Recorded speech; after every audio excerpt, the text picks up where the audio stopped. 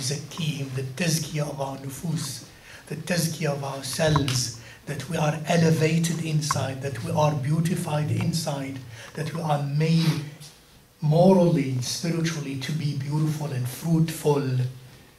Because zakka in the Arabic language has many meanings, of which to grow, to multiply, to purge, to cleanse, which also means to, sometimes it has a derogatory meaning, derogatory in a relative sense, that is to exalt oneself. Yuzakki nafsa. Zakka nafsa, who has two meanings, one beautiful and one ugly. Same sentence has two meanings. Zakka nafsa, one thing is beautiful, and the beautiful thing of it is, the meaning of zakka nafsa here meaning the person who strives to purge his own internal drives and inclinations and characteristics from that which is evil and ugly and does not please Allah subhanahu wa ta'ala. And that's the beautiful thing of zakka nafsa. But zakka nafsa also means what? Claimed to be special. Makes a claim to be special. You know, one person describes himself or identifies herself as one who is intelligent, one who is good, one who is virtuous, one who is beautiful, and identifies himself or herself like that, and brags about that, if you will, and has that claim, claim of self-uprightness. That's not a good thing. Zakka nafsah. Allah says, وَلَا تُزَكُّوا أَنفُسَكُمْ. Do not do that.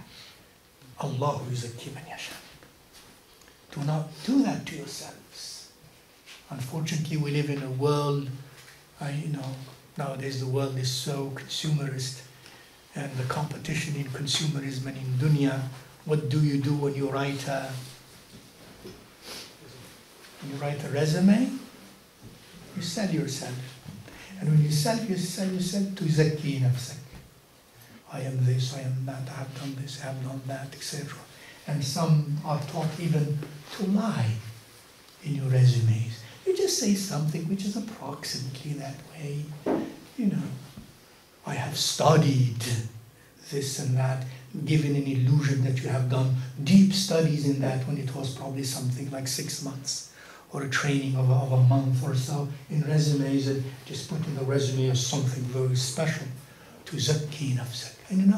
And you find the need to do that, wal-'iyadhu billah. See, this is sometimes what we are taught, to the extent of even saying things that are not accurate. No, we should not do that. We should not do that, especially to the extent in which it is not accurate. But if it is required, now we go to Shara, if it is required and necessary, then one mentions that which is necessary to be mentioned, not excessive, and not more than that. وَيُزَكِّيهِمْ, that the message of Rasulullah is the Tazkiyah of our nufus. وَيُزَكِّيهِمْ, the message of Rasulullah within the fulfillment of ubudiyyah to Allah Azza wa Jal is Tazkiyah nufus. And the ubudiyyah to Allah Azza wa Jal is Tazkiyah nafs. Tazkiyah nafs. The ubudiyyah to Allah leads to the cleansing of the nafs. And the cleansing of the nafs makes me a better, it's a cycle, a better abd of Allah subhanahu wa ta'ala. And Allah subhanahu wa ta'ala says also, وَنَفْسٍ وَمَا سَوَّاهَا فَأَلْهَمَهَا فُجُورَهَا وَتَقْوَاهَا قَدْ أَفْلَحَ مَنْ زَكَّاهَا وَقَدْ خَابَ مَنْ دَسَّاهَا وَنَفْسٍ وَمَا سَوَّاهَا. By the way, this is just a portion of many ayat before it comes to this. قَدْ أَفْلَحَ مَنْ زَكَّاهَا. This part says, indeed has succeeded. In other words, also indeed is happy. The one who zakka, the one who strove to polish himself, to cleanse himself or herself قَدْ أَفْلَحَ مَنْ زَكَّاهَا, who cleansed and polished the nafs. Before that, what was it? Who remembers that? What does it say? Well, that's exactly, Amir, what I wanted to hear. So the start is from the beginning of the surah. وَالشَّمْسِ. What is وَالشَّمْسِ? It's a qasam. It's a what? God is what? Making an oath. By the sun. And Allah Azza wa Jal, it is only the divine who, subhanahu wa ta'ala, for whom it is befitting, let me put the words properly, for whom it is befitting to make an oath by any of his creation. It is not befitting of a creature to make an oath by another creature, but only by the Creator. And the Creator, it is befitting for him to make an oath by the creation. Of the wisdom in that, is to draw us to the specialness, something important and special about why he used that creation to make an oath, to draw us to learn something more. But that's not now the time for us to elaborate on that. وَالشَّمْسِ, it's a qasam. Wow, وَالْقَسَمْ وَالشَّمْسِ. How many qasams are there? وَالشَّمْسِ, one.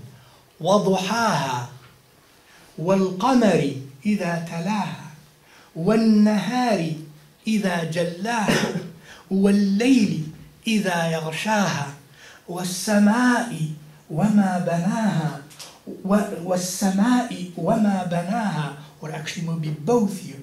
وَالسَّمَاءِ وَمَا بَنَاهَا وَالْأَرْضِ وَمَا طَحَاهَا وَنَفْسٍ وَمَا سَوَّاهَا فَأَلْهَمَهَا فُجُورَهَا وَتَقْوَاهَا.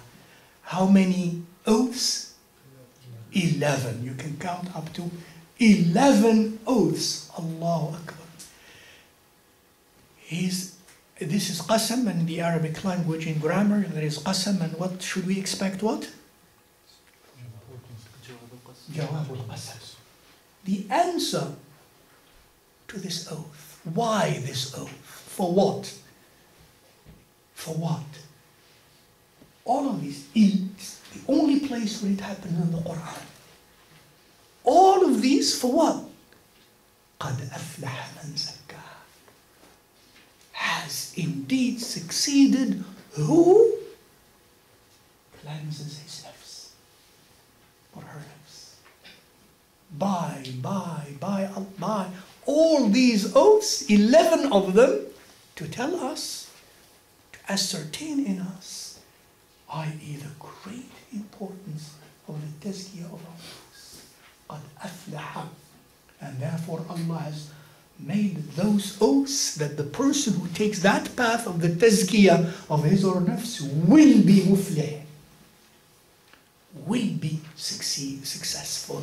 Again, the success in the sense of the spiritual sense, in the sense that the divine loves, in the sense of that noble sense of awareness and of freedom and of happiness in this dunya and in the home, our final abode of the hereafter. قَدْ أَفْلَحَ مَنْ زَكَّاهَا وَقَدْ خَابَ مَنْ دَسَّاهَا. And then the opposite, khab, the person will be a loser, a failure. The one who dassaha, who does the opposite, who does not cleanse it. On the contrary, dassaha, he would submerge it and hide it and drown it in the dhunub, in the sins, in the disobedience of Allah Azza wa Jal, in satisfying its personal base, selfish, base, low drives. When we do that, we are actually burying it. We are suffocating it. Dassaha, we are hiding it. وَقَدْ خَابَ مَنْ دَسَّاهَا. So says Allah Azza wa Jalla. Why Tazkiyah? This is another reason why Tazkiyah. قَدْ أَفْلَحَ مَنْ تَزَكَّى وَذَكَرَ اسْمَ رَبِّهِ فَصَلَّى.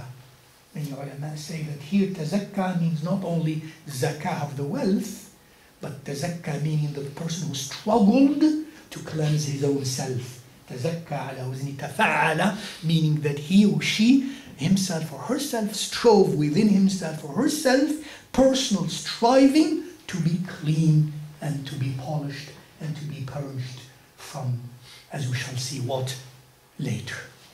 قَدْ أَفْلَحَ مَنْ تَزَكَّى وَذَكَرَ اسْمَ رَبِّهِ فَصَلَّى. And who is in dhikr of the name of his Lord or her Lord and is in salah.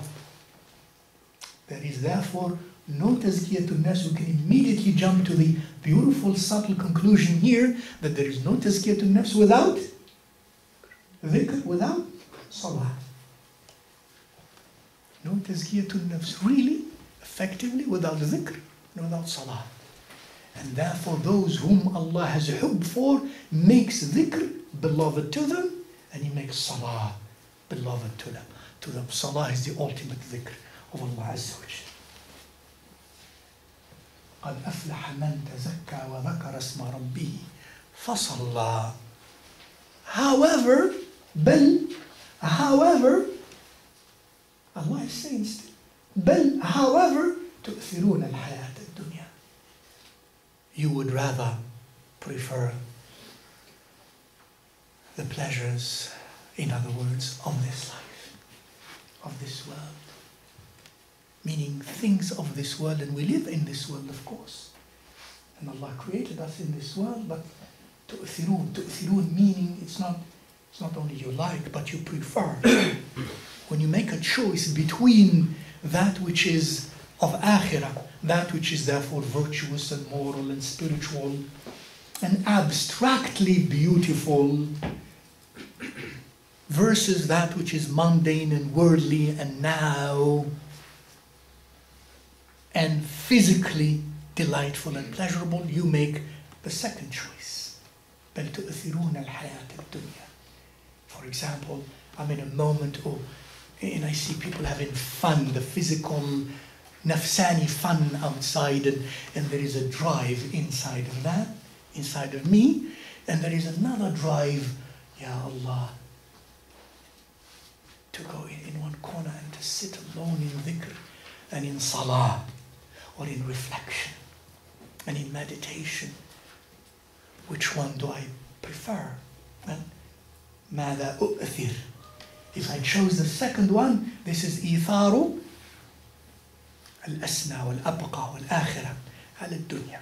If I chose the second one, this is preferring that which is more noble, that which is more beautiful, that which is about Allah subhanahu wa ta'ala and the hereafter over that which is now and worldly, even though legitimate. Between two legitimate things, two lawful things, which choice do I make? A choice that brings me nearer to Allah and makes me experience more of divine attribute, or that which does not, even though legitimate, but does not do the opposite, of course. It does not do the opposite. Which choice do I make? بَلْ تُؤْثِرُونَ الْحَيَاةَ الدُّنْيَا. Allah is telling us, despite that, and those oaths that He made, this is the way of happiness. Yet, instead of doing that, you do not do that, most of you. بَلْ تُؤْثِرُونَ الْحَيَاةَ الدُّنْيَا. We do not struggle against the nafs. We indulge the nafs in what it likes. And yet He swore by this and this and that those who truly will be successful and truly happy are those who resist the nafs. قَدْ أَفْلَحَ مَنْ زَكَّاهَا. Not those who indulge it, libertinely. And yet you make the other choice. بَلْ تُؤْثِرُونَ الْحَيَاةَ الدُّنْيَا. So when we read this and we understand this dimension, we say, Ya Rabbi ghufranak, Ya Rabbi ghufranak, please forgive me, Ya Allah. Please help me make the right choices. Liberate me from the chains of the yokes of my internal drives that are low and base, sometimes even obviously unintelligent, let alone not spiritual and not moral. sometimes not even intelligent choices that we make. Help me, Allah. قد أفلح من زكاها وقد خاب من دساها. قد أفلح من تزكى وذكر اسم ربه فصلى, says Allah subhanahu wa ta'ala.